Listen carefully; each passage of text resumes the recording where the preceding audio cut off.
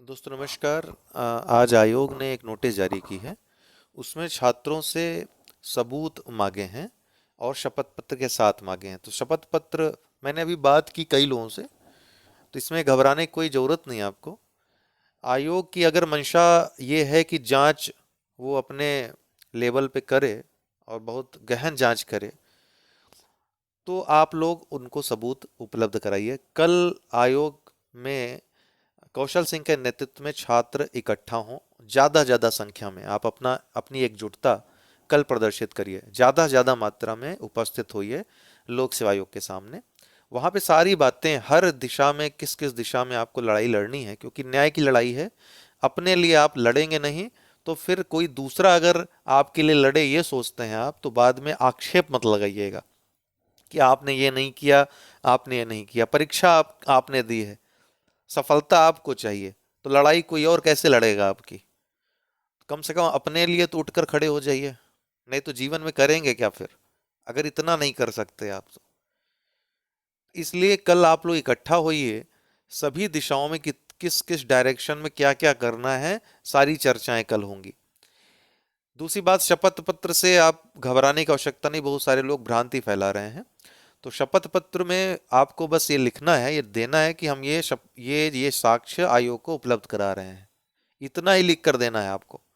ये साक्ष्य हमें मोबाइल पे प्राप्त हुए, इस ग्रुप में प्राप्त हुए, इनको मैं आयोग को प्रस्तुत कर रहा हूँ। इतना ही लिखकर आपको शपथ पत्र में देना है। बाकी एप्लीकेशन आपको एक लिखना है, जिसमें जो ज्ञापन में लिखा था उस दिन आपको, वही वही बिंदु। परीक्षा निरस्त होनी चाहिए, गहन जांच कराई जाए सभी साक्ष्यों की। ठीक, और न सिर्फ इसकी जांच की जाए, बल्कि शुरू से लेकर पेपर कहाँ छपा, जिसने छापा, जिसने टेंडर लिया, उस व्यक्ति से जांच की शुरुआत होनी चाहिए। हो सकता है वहीं पर सारा काम खत्म हो जाए, जांच का उद्देश्य ही खत्म हो जाए, वहीं पर सब कुछ मिल जाए वहीं पे। वहां से लेकर पेपर अंत में जिसके पास गया, उस पूरी प्रक्रिया में लिप्त सभी लोगों की जांच होनी चाहिए।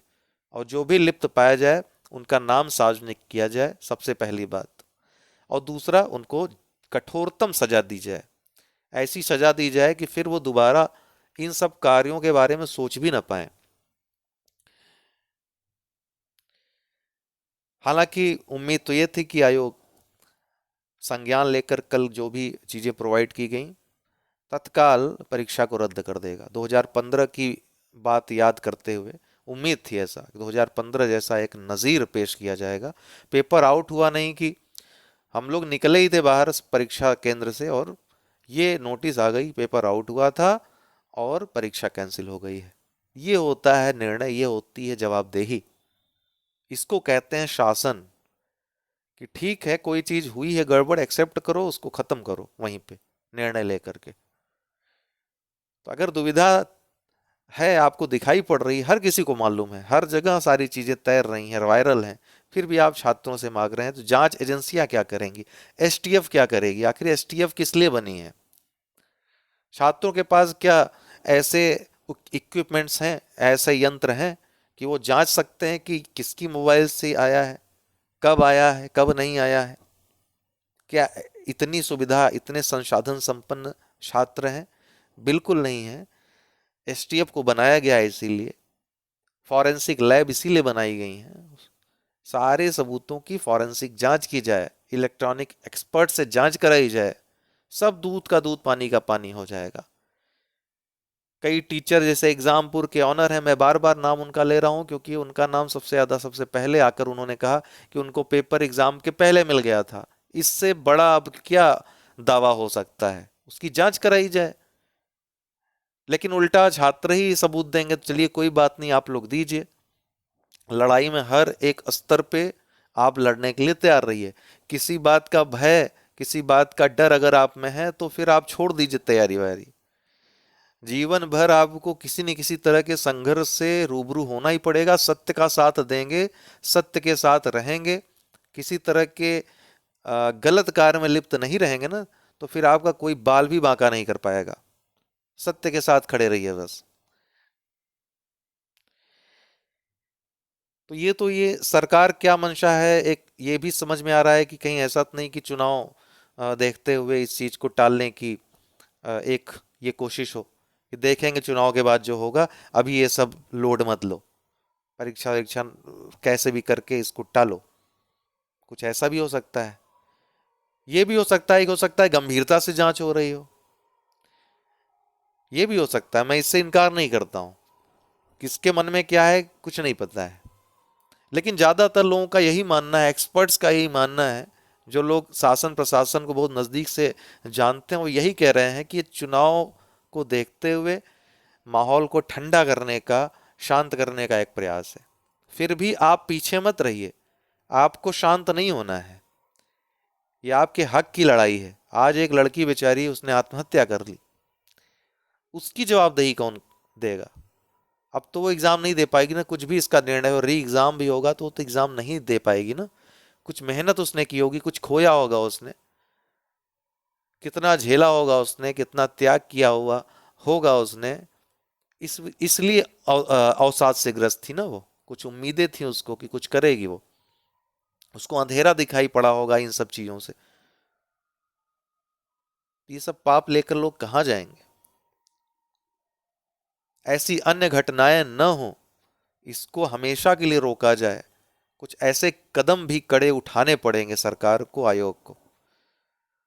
इसकी जांच उस व्यक्ति से हो जहां पेपर छपा था, मैंने कहा, और जिसने पेपर छापने का टेंडर दिया, जिसने लिया, जो जो जिस जिसको उस जहां पर पेपर छापने गया था उस प्रिंटिंग प्रेस के बारे में जानकारी हो, आयोग से लेकर बाहर तक, उन सबकी छानबीन होनी चाहिए। पेपर वहां से गया, किसने उतारा, किसने रिसीव किया, कहां पर रखा गया, कहां पर गया, हर एक तह एक एक व्यक्ति की यहां पर तलाशी होनी चाहिए, जांच होनी चाहिए, इंक्वायरी होनी चाहिए। तब आपको असलियत पता चलेगी कहाँ कितना बड़ा खेल हो रहा है, किन किन परीक्षाओं में ये सब खेल चल रहा है, ये सब पता चल जाएगा। तो कल ज्यादा से ज्यादा लोग इकट्ठा हों। आज आपने देखा अमिताभ ठाकुर जी का भी एक ट्वीट आया था, उन्होंने भी शिकायत की है हजरतगंज थाने में एफआईआर लिखवाने के लिए। हालांकि उसमें कुछ त्रुटियां थी, कुछ लोगों का साक्ष्य निकलवाना था उसमें से, बेवजह किसी व्यक्ति को घसीटा जा रहा था उसमें। और दूसरा, मैंने तुरंत छात्रों को उनके पास भेजा था और बहुत सारे लोग गए थे वहाँ। और बहुत पॉजिटिव चीज़ वहाँ से भी, चूंकि 2016 वाले मामले में बहुत महत्वपूर्ण भूमिका थी उनकी, अमिताभ ठाकुर सर की, उनका भी साथ है। वो बहुत मजबूती के साथ आगे आए हैं और कह रहे हैं कि वो ये तो बहुत ज़बरदस्त है, इसके आधार पर कोर्ट तो तुरंत इनकी हालत पतली कर देगी। तो हाई कोर्ट से सुप्रीम कोर्ट तक लड़ने की तैयारी वो कर रहे हैं। अभी तो फिलहाल वो जो प्रक्रिया उनको पता है, जिस प्रक्रिया से वो चलते हैं, वो पहले शिकायत करेंगे, नहीं मानेंगे तो सीजीएम कोर्ट में शिकायत करेंगे, जांच की मांग करेंगे, वो जांच चलती रहेगी। एक और जो कदम हम लोग सब मिलकर उठाना चाह रहे हैं वो है पीआईएल। किस आधार पे? भ्रष्टाचार के आधार पे। तो भ्रष्टाचार के आधार पे जब पीआईएल होगी, डायरेक्ट हाई कोर्ट इसको संज्ञान में लेगा। तो हाई कोर्ट जब संज्ञान में लेगा तो बात बहुत सीरियस हो जाएगी। तो किसी भी स्तर से आपको ढीला नहीं पड़ना है, हर स्तर पे आपको लड़ाई लड़नी है, और सब एकजुट हैं अगर ना, तो ये लड़ाई बहुत आसान हो जाएगी। अकेले लड़ेंगे तब मुश्किल होगी, एकजुट हैं तो लड़ाई बहुत आसान हो जाएगी। तो कल इकट्ठा होइए सब लोग आयोग में, मिल करके इस विषय में क्या करना है निर्णय लिया जाएगा। बिल्कुल भी किसी चीज से घबराने की जरूरत नहीं। आपने गलत नहीं किया है, आपके साथ गलत हुआ है, आप पीड़ित हैं, ये मत भूला करिए। आप अभियुक्त नहीं हैं, आप आरोपी नहीं हैं, आप अपराधी नहीं हैं। अपराध किसी और ने किया है, उसी को सजा मिलेगी। उसके लिए आपको जो करना पड़ सके वो करिए आप। ठीक? आपके साथ गलत हुआ है, शिकायत करने में अगर डर रहे हैं तो फिर इस जीवन का कोई मतलब ही नहीं है। डर डर के जीने से क्या मतलब है फिर? अगर आप गलत के खिलाफ भी नहीं खड़े हो सकते, आपको जिसने पीड़ा पहुंचाई, आपके साल 2 साल 3 साल की मेहनत पर पानी फेर दिया पूरा, अगर आप उस व्यक्ति के खिलाफ नहीं लड़ सकते हैं तो फिर क्या करेंगे आप? तो उससे अच्छा व्यापार करिए, वहां भी पैसा है। क्यों आ रहे हैं प्रशासन में? प्रशासन में चुनौतियां, संघर्ष लगातार रहेगा ही रहेगा, किसी न किसी हद तक आपको लड़ना ही पड़ेगा। बाकी आप लोगों का क्या सोचना है इस विषय पर आप कमेंट बॉक्स में कमेंट कर सकते हैं।